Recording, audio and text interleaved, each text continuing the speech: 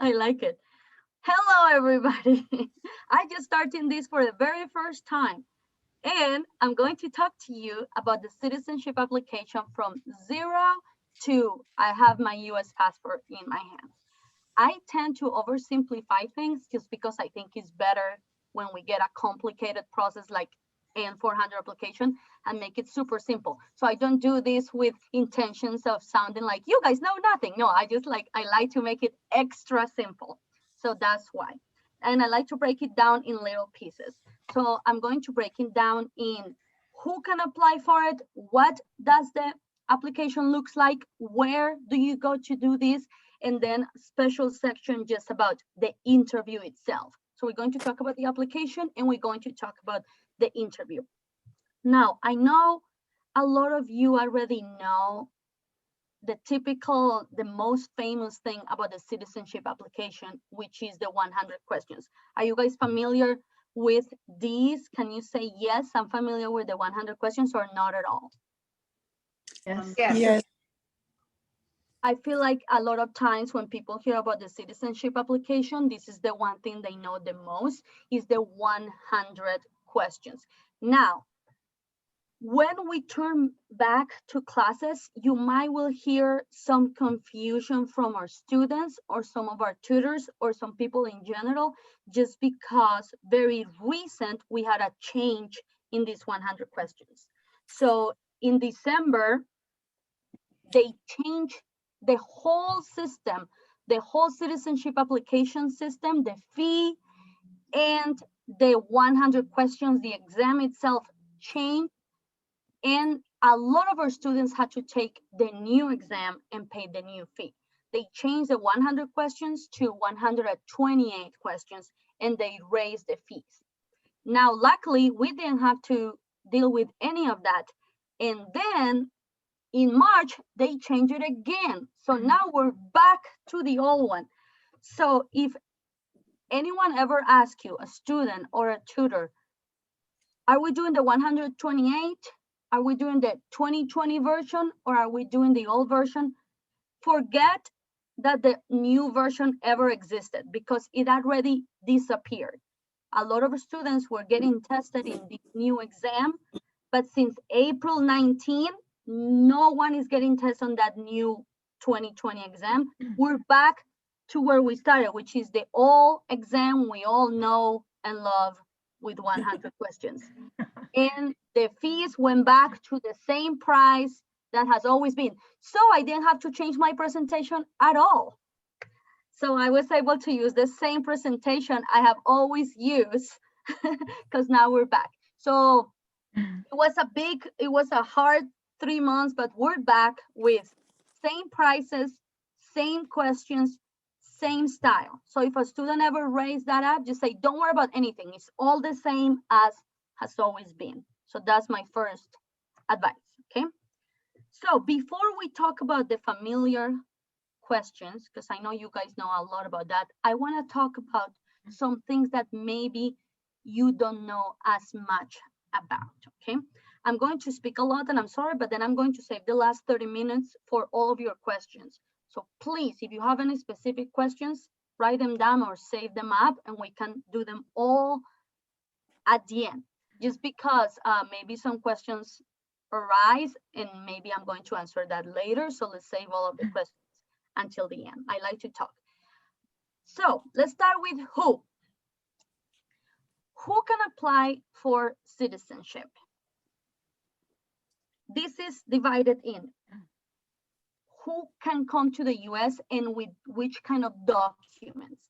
So only people with green cards can apply to citizenship, because when you have a green card, which is what we call it in the street, I should have brought my green card. This is the legal resident status. So when you arrive in the US, when you just arrived the very first time, we arrive to the US 2 ways. This is many ways to arrive, but I'm focusing on the kind of people that we receive here at the Learning Lab. The most 2 famous ways are you arrive either A, as a with a working visa. for example, many of our students that come from Korea, South Korea, or many of our students that work at Micron, you can come with a visa, work visa, or you can come with your form I-94, which is a refugee status, which is not a visa. So you either come with a visa or you come with your refugee status. And both of these documents will eventually lead you to get your green card. You don't come to the US with a green card. So it's a long process until you have to go up these little steps. So first, you must get your visa or your refugee status, and that's what you use to enter the country. Once you enter the country, you get that visa or that refugee status, and you go to the immigration office and you do an exchange. With that visa or that refugee status, you apply for a green card, and that is the very first application we ever do as an immigrant, which is the form I-48. So once we get our green card, still we cannot apply for citizenship quite yet. Can you guys hear me well? Yes. So the first step is you get into the country legally, of course, with a visa or a refugee status. We turn that in for a green card. Now, the first green card they give us is always a 2-year or 1-year green card. They don't give us a long time green card. So you get one green card first, then 1 year later or 2 years later, you have to renew your green card again. Our camera's still on. Then when you have lived in the United States with a green card for 5 years, with a green card, it doesn't matter if you arrived 5 years ago, what it matters is how many years you have had your green card. So when you have had your green card for 5 years, then you can apply for citizenship. Does that make sense? Because sometimes you arrive in the country in September, but you don't get a green card until January. So you have to start counting since the moment you get your green card, not since the moment you arrive into the country. And I ask this because I mentioned this because some students might ask you, do you know when I can apply for a green card? The short answer is, look at your green card. Since the day of issue date, you count 5 years. Exception, there is only one exception to that 5-year rule, okay? And by the way, guys, this is a lot of information, and at the end of the training, I made one handout and I will send it to your email as well, so you can have it handy with all this information accumulated, okay? So as I was saying, I lost my thoughts. So, The exception. The exception. Oh yeah, there is only one exception to that 5-year rule, which is if you are married to an American citizen, those 5 years become 3. So it is an advantage that you have. In my case, for example, I didn't have to wait 5 years. I could have applied after 3 years. So that is the only exception. 5 years, 3 years if you're married to an American citizen. Some students might ask you, do I have to wait until the exact 5-year date? No, if you're very eager, you can apply minimum 90 days before that 5-year anniversary. But you cannot apply 1 year before, because some of our students are very eager to get their citizenship, and in their head, they feel like if they apply sooner, they'll get it sooner, or it's better to apply sooner, but it's not better to apply sooner, because if you don't apply within that time frame, they will reject your application. So you wait until the 5-year anniversary, or if you're very eager and it's an emergency, 90 days before, tops. Is that clear? Yes. Okay, so who can apply for citizenship? Only green card holders with 5 years of holding that green card.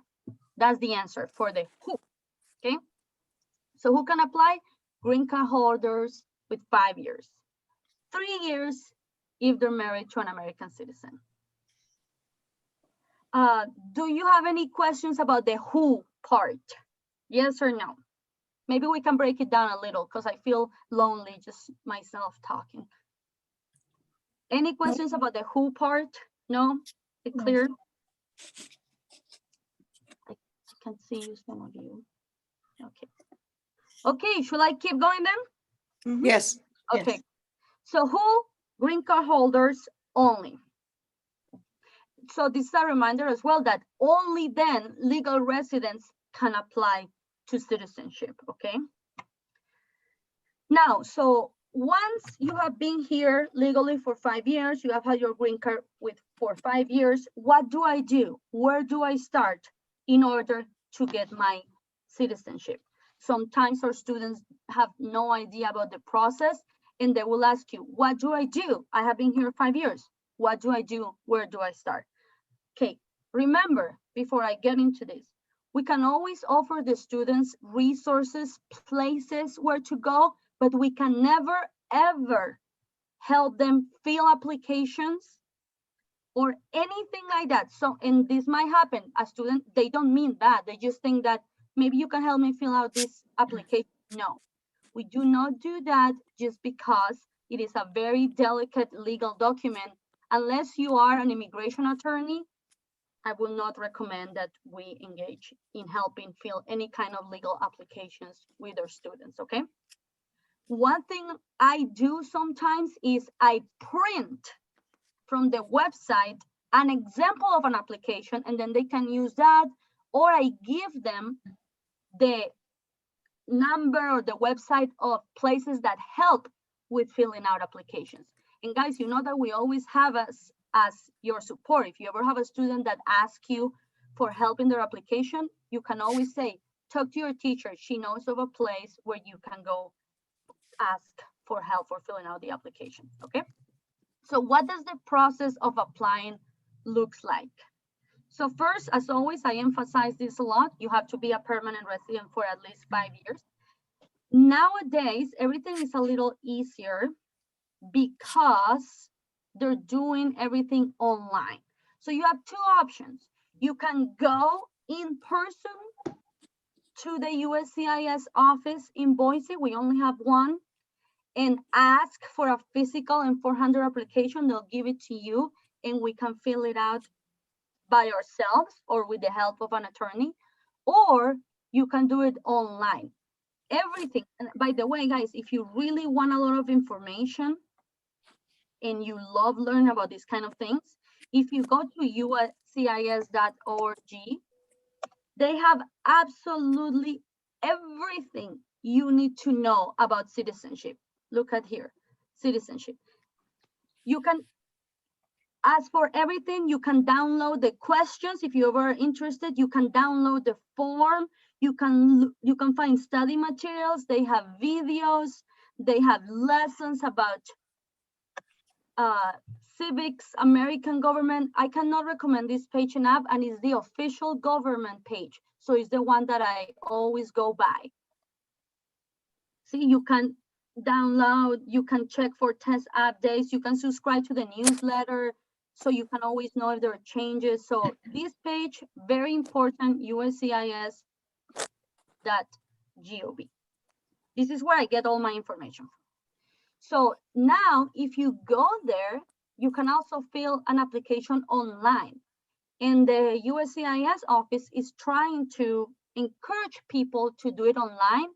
So you get a little discount if you do it online. Okay, there I am. Okay, so now I think I can. Oh, so first thing you gotta do is get an N400 application. Now this application is 20 pages front and back. It is very detailed, thorough. It's very hard to fill by yourself unless you're a very competent English speaker, which if you are going to apply for citizenship, you should be. However, I know that some of our students might not be as great at that point, but you have to make sure that you fill the application correctly because USCIS is an agency that is very, I don't know, strict. So they reject applications if you have little mistakes. So that is why we never help, because maybe they reject the application and they might be our fault. So we never want to be involved in those kind of things. So now when you send your application, you have to pay a fee. Let me just go forward a little bit to talk about this. How much is that fee? So it's $640 plus $85 to do the biometric fee, which is you get your fingerprints taken and they take it to the FBI to make sure that you don't have any criminal background or something like that. But you have to pay both at the same time. So you fill your application and then you send the total of $725. These you have to pay in full and send it with your application or they won't even look at it, okay? Now the famous question is, does everyone has to pay? Short question, no. Some people may qualify for what is called a fee waiver, which means they don't have to pay. If they are on benefits like Social Security, or older students might qualify for this. Sometimes if they have a big family with 4 or 5, sometimes they might qualify for this as well. They have to be at or below 150% poverty level. Now, again, this is why we don't help with any of those things, because some of these things are, I feel like I don't know enough to tell them if they qualify for this or not. But again, if you go to uscis.org, you can find this fee waiver, you can print it, you can look at it, you can apply, but I feel like they know if they're on benefits or they know about their salary, they might know right away if they qualify or not.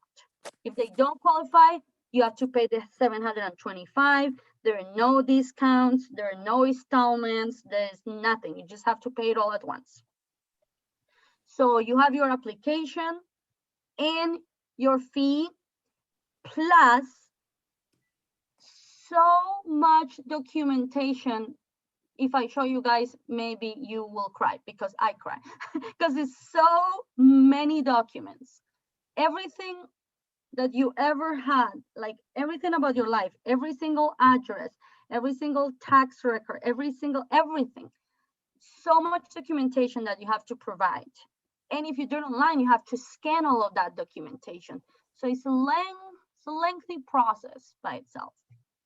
So in the N400 application, you get the list of all the documents you need. So you need the application, the documents, and the fee. You put all that in a little package and you send it. Now, this is very important, is where do you send this? This is why I recommend you do it online, because if you do it online, you just send it to the website. But if you do it by paper, and I tell you this because sometimes our students come to us and say, I have my package, now where do I send it? Again, everything is at the website. Where do you send it depends on which state you live in. And I don't want you guys to memorize all this, but I just want that you always tell the students to double check that they make sure that they get the right address. Please make sure that you double check online or with your attorney that you send it to the right place. Because if you send it to the incorrect place, you guys, what do you think will happen? Start over again. Exactly. It's not that they're gonna be like, oh no, you meant no.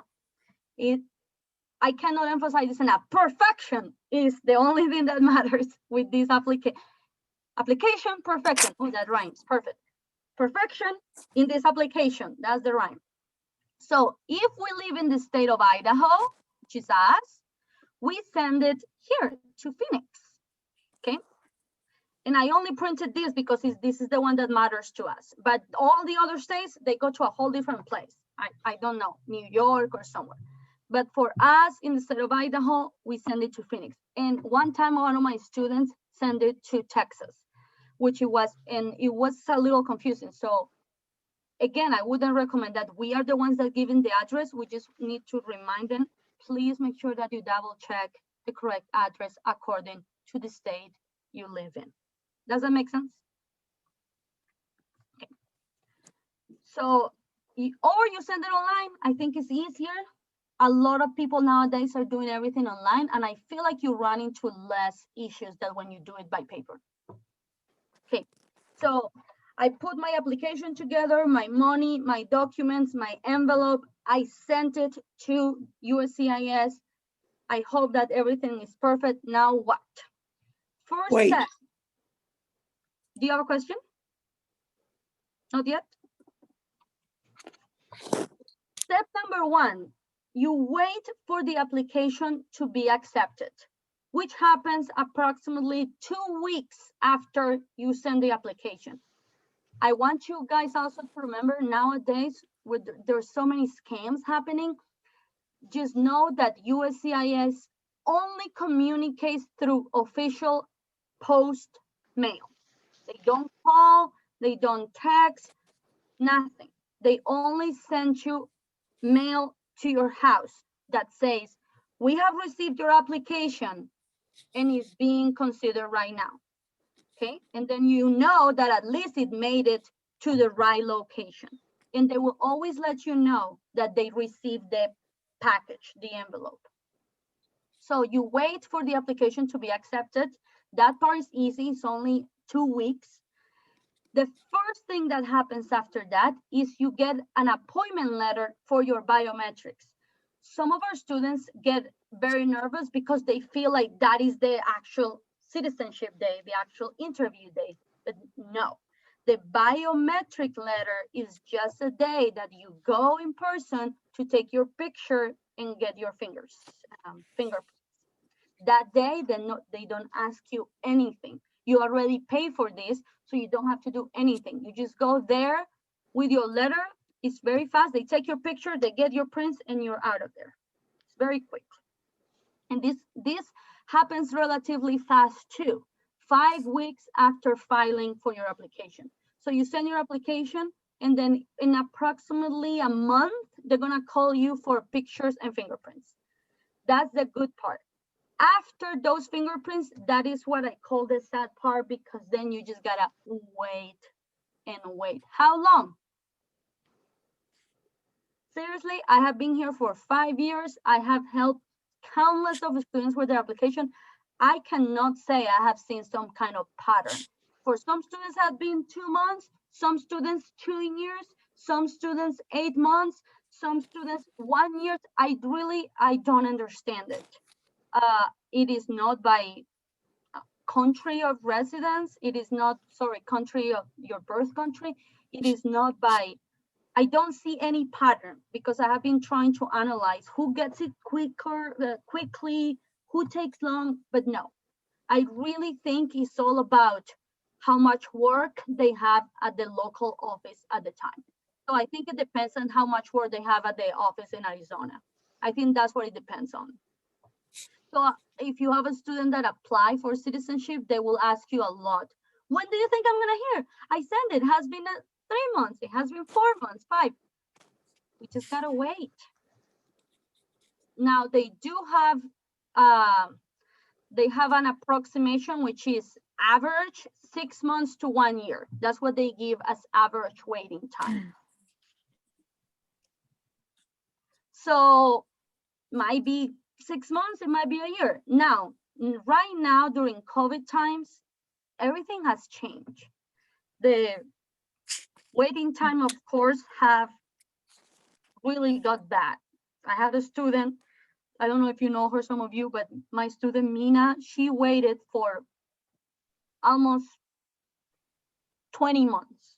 So I feel like right now it's getting a little slower, which makes sense, but they still saying that they're trying to stay within that time frame of 6 months to 1 year. So once we have been waiting for a long time, some lucky day, I don't know when, you're going to receive the official letter that says you have to come to your local office for your citizenship interview, okay? That is the only thing that happens here at your local office. If you guys are curious about our local office, it's in It's around Overland. I think it's Overland. It's right Yes. next to Fish and Game, the Social Security office. There is our local office right there. And that is the place where they go in person and take their citizenship interview. This is the most important day, and this is the day that we actually helping them prepare to. The interview itself is what we do here at the Learning Lab. Citizenship prep, that's interview prep. That's what you will probably be doing with our students. I don't know, have you guys had experience before with citizenship students? Some of you, yes, no? Yes. Yes. So the two things we do are, one, help them study the 100 questions. Two, help them with their English writing and English reading, so they're also ready for the English test. But I will add a third part, which is as important, I feel like, as the other two parts, which is helping them lose the fear they have of that citizenship day. There is not a single student that says, I'm ready, I'm not scared at all. I am so confident about this day, I got it. I have never heard that. They all say, I'm scared, I'm nervous, I'm not ready, I'm not gonna pass. So it takes a lot of our effort being their cheerleader, because sometimes if they get too scared and you freeze in front of the officer, that's what we don't want. We want to rehearse it so much that even if they freeze, they have that autopilot that will be like, the supreme law is the Constitution. Like, we need to train them so much that they won't freeze. So now let's talk about that very, very, very important day. I know that we are relatively familiar with the day itself, but what I like to do to tell my students, so they feel more confident, is I like to tell them exactly what is going to happen step by step. So nothing is a big surprise for them, or they get a little uncomfortable or lost because I'm gonna tell you this personally, me as an immigrant, it doesn't matter how ready we are, it doesn't matter how much English we speak, it doesn't matter anything. Every time I go to the USCIS office for anything I have to do, immediately I enter that office, immediately my knees start to just like this. It is something I don't know why. It's not like they're mean, they're respectful, they're nice, but it's a very vulnerable position. So we're always a little scared of all of those kind of encounters with USCIS. So we have to really train the students to breathe, to not try to speak too fast. Some of our students, when they get nervous, they start speaking too fast, to try to keep things short and sweet. Some of our students tend to talk a lot. Like if I'll tell you this later, but sometimes if they ask us a question like, what is your name? Simple question. We always have to answer with short, simple questions. I used to have a student that will say, well, my current name is this, but I changed it when I got married because it turns out my husband didn't like, and then I was like, no, none of that. What is your name? It's Erica Warner, period. Simplicity and straightforward, not a lot of details, not a lot of speaking, very simple and clear speaking when we are in front of a USCIS officer.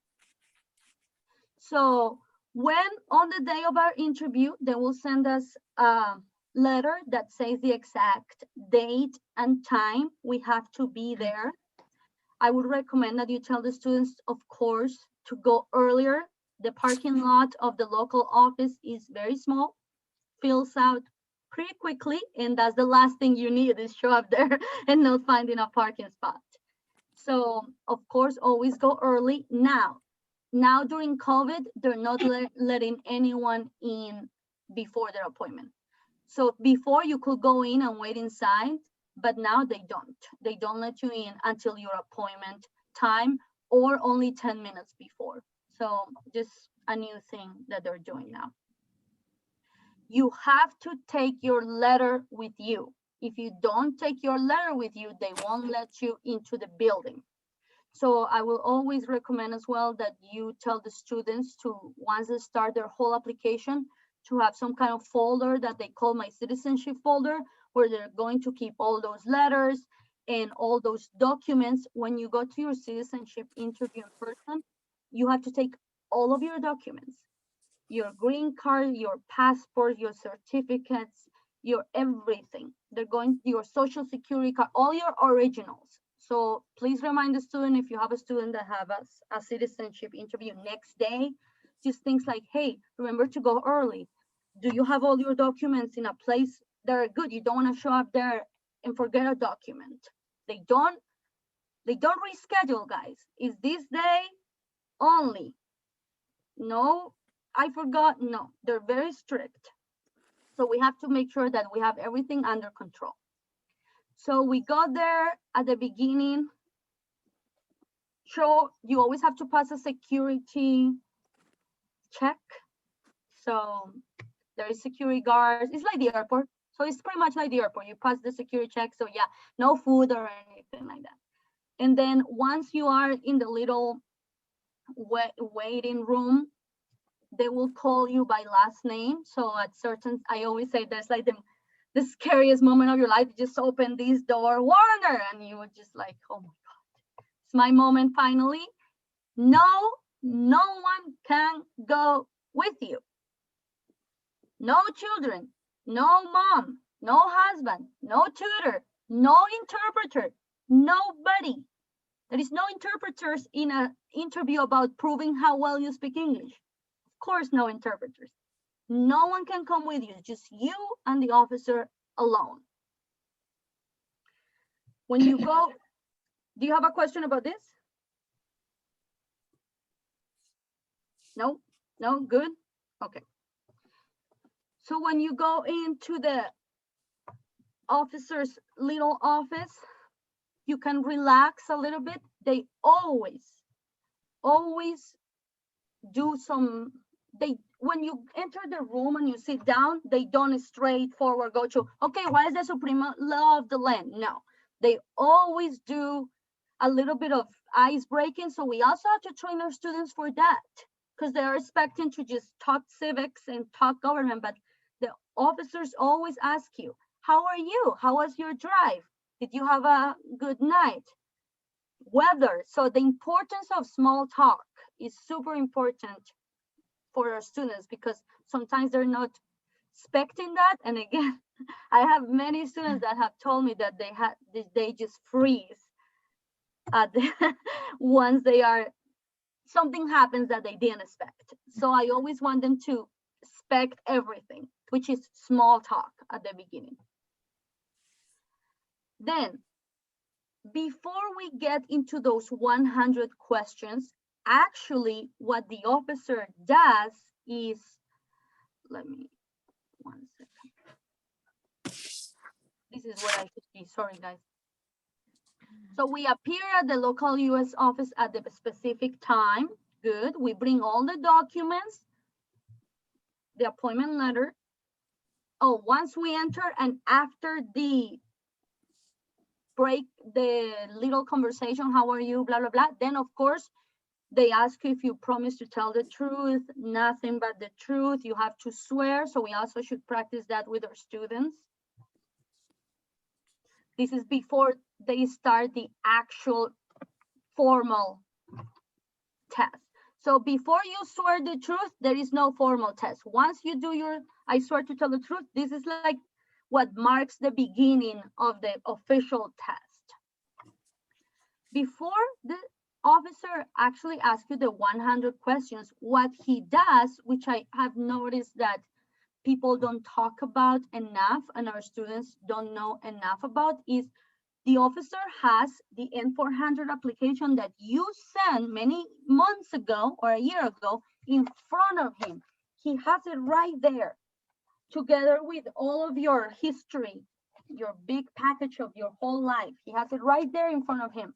And what he does is he asks you every single question for that application, from that application to you. Why? Because he's just making sure that what you wrote is what you're gonna say now.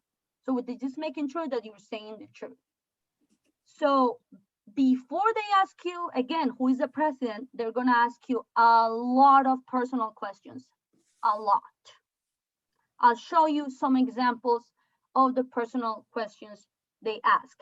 Because as important as it is learning the 100 questions, we also have to train our students to be prepared for all these personal questions. Because I will say they take as long as, actually, they take longer.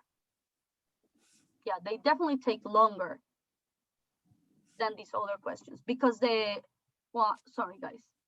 1 second, I'll show you some examples. Can you see my, can you still see my screen? Yes. Good. I'm going to show you some examples. Mind you, if you have a student that is preparing for the interview, your teacher will always provide you with the 100 questions and hopefully, and I will say they all do, at least I always do, with the personal questions that the officer asked the student, okay? So we have to spend equal time training personal question, training for government questions, both, okay? Sorry guys, this takes a little long when I am on Zoom to open the document. I just want to show you some examples of the personal questions, okay? Okay, so first they do what I told you, small talk. How are you feeling? How's the weather outside? Did you have a good ride here? Little things like that. Then see, okay, let's begin. Please stand up and raise your right hand. This is when we're actually starting. Then they ask you questions like this. Do you understand why you're here today? Yes. We have to tell our students to say, yes, I want to become a citizen. They do ask you, why do you want to become a citizen? Erica, I'm yes. not sure. Were you trying to share a different document than your? Yeah, can you not see it? No, you'll have to stop sharing this Okay. one to share it. That's what I was wondering. Thank you. So I'll show you this one because I want you guys to read. This one. Can you see this? Yes. Yes. So one question they ask us is, why do you want to become an American citizen? Sometimes our students will say, what do I answer? It's a personal answer. They can answer whatever they want. If they don't know and you want to give them a standard answer, I always say something like, I want to be able to vote, or I want to have rights and responsibilities, something standard like that. But it's a personal question. You can say whatever you want, okay? So as I said, the officer has the application in front of him and he's going to verify everything. So he's going to ask you so many things, absolutely everything. Now, the little thing is they don't ask you, sometimes they don't ask you in simple ways. For example, what is your name? That's simple, but sometimes they say things like, please state your name and first name, or please state. Sometimes they use that kind of vocabulary. So we also have to make sure that our students are familiar with some kind of official vocabulary for the interview. They ask you, when is your birthday? Where were you born? All this personal information that of course they know. Sometimes they ask you like, what is the total number of children born to you, instead of how many kids do you have? So we have to show the students the official question and then kind of like translate it into simple English so they're ready for it. One question that your students will ask you a lot is when they ask you, what is your social security number? What is your permanent resident number? No, you don't have to memorize all those things. You have your documents and you can read them. If you don't know your permanent resident card number, you have it there with you. You can just take out your card and say it to him, okay? You can have your documents, your social security number, your passport number, all your documents there with you, and you can just read it to them, okay? Now, they do ask you, how much do you weigh? What is your height? Then we get into what we call the yes or no questions. The first part is all no's. You gotta say no. Sometimes our students cannot memorize every single thing, but we hopefully they have enough time to understand every single question. I would recommend that they always understand every single thing. Sometimes we're in a rush because they have an interview next month. We just need to make sure that we train them to say no, because they ask you, do you owe taxes? No. Are you a member of the Communist Party? No. Do you belong to a terrorist organization? No. Things like that. Do you have guns? No. Do you smoke weed? They ask you. No. Just train them to say no, no, no, no. They ask you all of these questions. So many things. Have you ever committed a crime? Have you ever been in jail? Have you ever been a prostitute? Have, like, a lot of, also we need to make sure that we train our students to understand these questions so they don't get, again, taken aback or scared, or it's part of the procedure. They ask this to everybody. Some questions are a little complicated, like, are you a person of good moral character? Yes. Again, you don't want to explain anything. You would just want to say yes or no, okay? And I can show you, I can send you this too if you're interested. Yes. Have you ever been deported from the United States? Of course not. So a lot of no, no, no questions, so many. And I feel that this is as important as the government questions. Then they Erica? ask you, yes, Will they ask every single one of these questions or just a few of them? every single one. Oh, okay. Great questions. And these are the exact same questions that they already had to answer in their citizenship application. So in theory, it shouldn't be completely unheard of, because these questions were also on the N400 application that we sent to start the whole process. Then they ask you the yes questions. These yes questions are less. So there are a lot of no questions. And the yes questions are, do you support the Constitution of the United States? Yes. Do you understand the full oath of allegiance? Yes. One thing I would recommend is printing the oath of allegiance and show it to our students so they get familiar with it. They don't have to memorize it, because sometimes they think that they have to. No, they don't have to memorize it. They just need to understand what it is. What do you do with it? When do you say this? All these kind of things. And understand, of course, the word oath of allegiance. They ask you these questions. If the law requires, are you willing to bear arms on the behalf of the United States? You have to say yes, or you can say no if you can use a religious background to say no. Now, this is part of the, I haven't had enough experience to, I've never had a student that really wants to say no. I don't know, Mary Jane, have you ever had a student that wants to say no or has to say no? I have never. I haven't. I haven't, No. because in general, they just want to get it. So I think you just say yes. Oh, actually, I have. I forgot, because and I can't remember how it turned out, but I have a student who is Buddhist, and he became a citizen. So I'm not sure how he dealt with it. I should find out. But that was a discussion when he was practicing. Mm-hmm. And what is important, I think, in this case is to understand that they do have some rights to say no to certain things, but then it's a whole different process that you have to do with the immigration office. And we really don't have any say in that matter. It is their thing, and they will have to apply for it at the immigration office. But in general, these are the 5 yes questions that you have to say yes to. Once the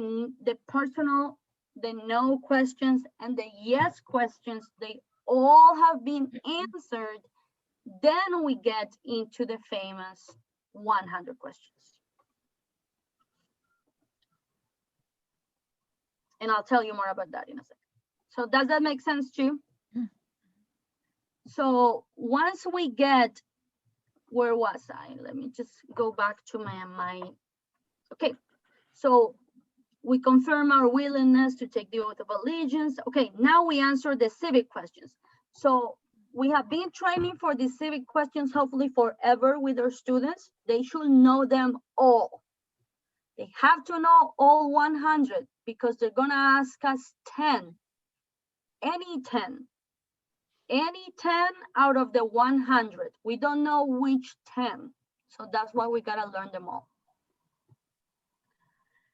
Of those 10 questions that they ask you, you have to say 6 correctly in order to pass.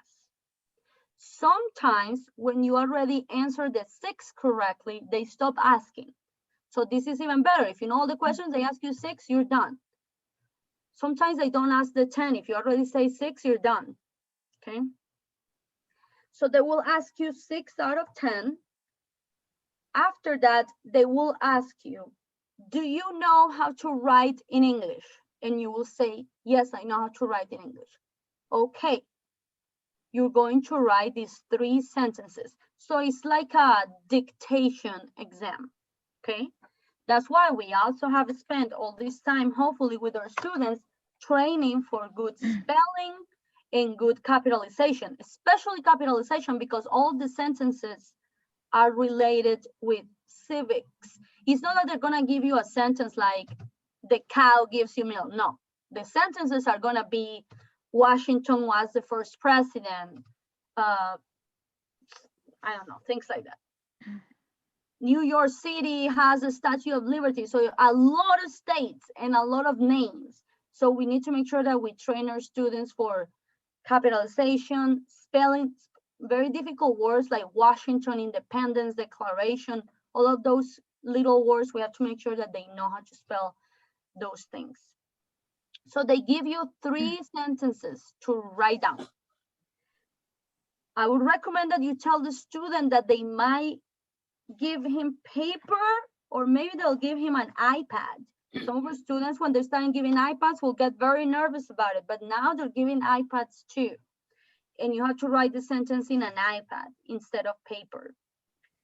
But it's not like typing. It's not like this. It's like those, they give you like a little board and you write like this. Mary Jane, have you had students that had the iPad? I already have had students with the iPad test. Yes, I have too. I feel like they're only giving iPads nowadays. So just warn the student that it's probably gonna be iPad and not paper, okay? And it's very easy. It's not typing. It's just like a little board like that. So you write the 3 sentences perfectly with no mistakes, no spelling, hopefully, perfect sentences. After this, they ask you, do you know how to read in English? And you say, yes, of course. Then can you read this? They will show you 3 sentences to read. They have like little laminated sentences. Or maybe, I think again nowadays, they might just show you the sentence in the iPad.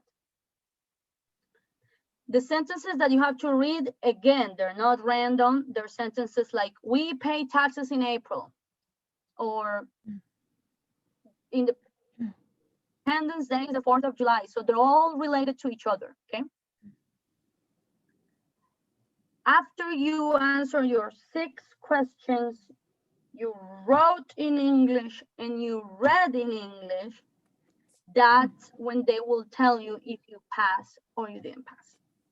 So they will tell you, congratulations, you passed, expect your letter for the ceremony. Or they will tell you, I'm sorry, you didn't pass, you're gonna have to come back. Let's talk about what happens if you don't pass. You only get 2 shots. You get 2 opportunities to take the test with this first application.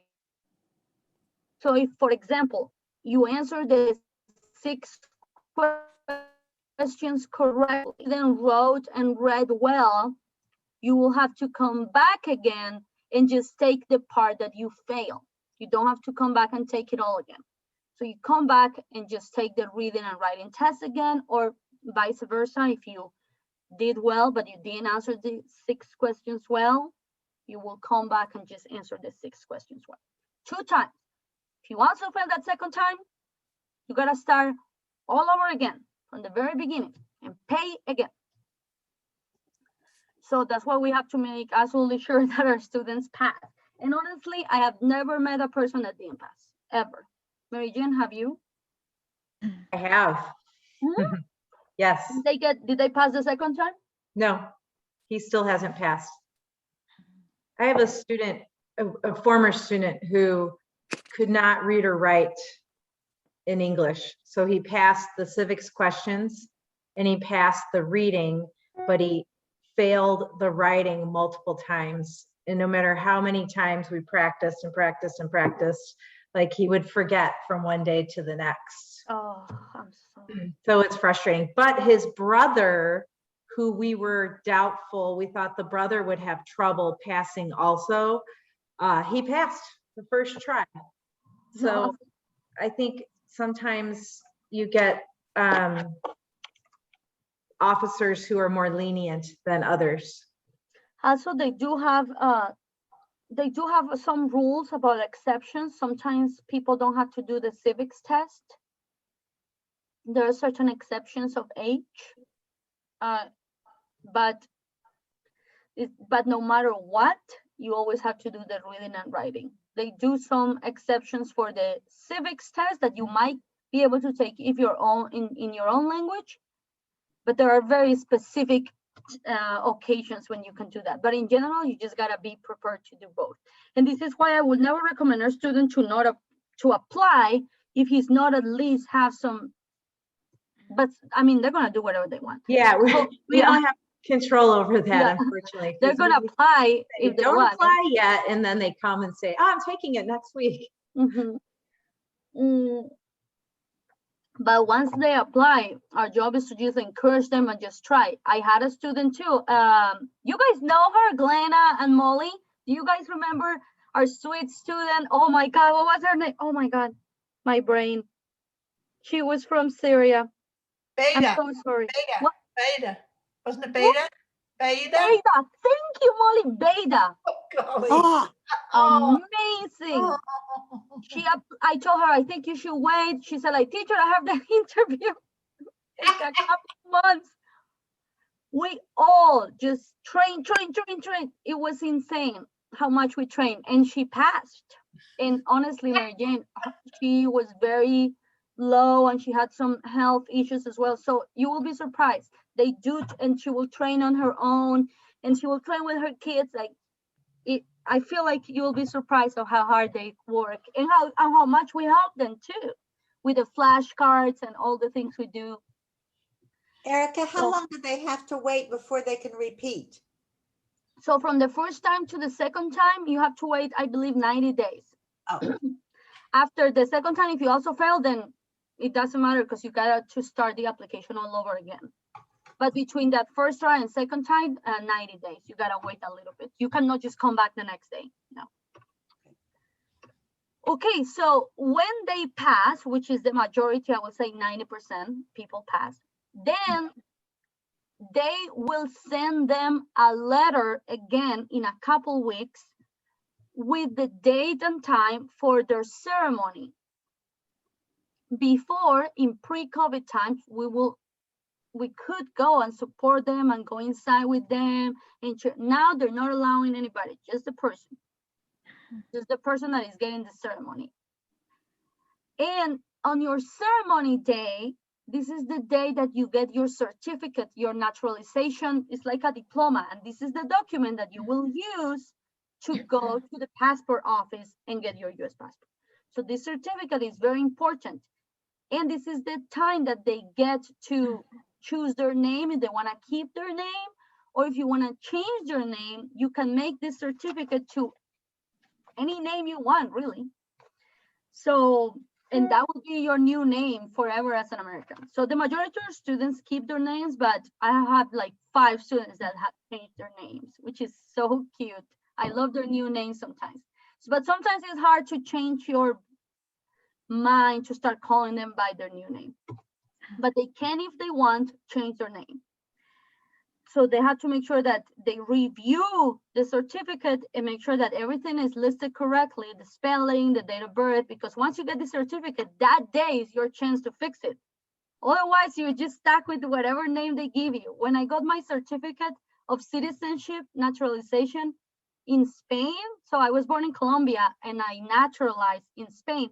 They made both of my last names with a spelling mistake, and we didn't notice. And now forever and ever, I had to write my last names that way that it is in the certificate. But if my Colombian passport has a completely different last name, it's just, you gotta be so careful about these things. And they give you the certificate and you have to give in your green card. You cannot keep it, you give it back to them, because now you don't need a green card anymore. Because remember, guys, one thing is a green card and one thing is a naturalization. It's completely different things, okay? Then you get there, they give you a beautiful speech, the president gives a speech, you sing, it's all beautiful. Then you say the oath of allegiance all together. They give you a certificate. They register you to vote that same day if you want. Normally at the ceremony, there is a little table where you can register to vote that same day, which I think is awesome. And then you're good to go, freedom. And that's it. Now, do you have all your questions in the world? And if you don't have questions, we are going to do one little citizenship interview role play with a very lucky volunteer that I'm going to choose randomly. So guys, I would love if you unmute yourselves and just tell me anything, any questions, any comments, anything at all. Go ahead, this is your time. Because I spoke a lot. No, any questions? You understood? Did you guys understand everything? You feel more confident? Very good. Yes. Okay. Do you guys think it's an easy process? No. No. Did you guys think it was easier or harder? Did you guys? It's a little harder than you think, right? Right. I will say. I looked through that N400 document. That's worse than doing taxes. It is a very, that's why we don't help. Yeah. Did you guys know about the price? Did you guys expected that it was that expensive or? I knew it was expensive. It's a little expensive, yes. That's why sometimes people also just wait until they gather the money. So you feel good if I ask you some questions? Are you ready? Can I test you then, since you don't have questions? Okay, I will. So I'm going to check my W questions with all of you, okay? And then I'm going to ask you some civics questions as well, just 6. So first, question is very easy. Glenna, who can apply for citizenship?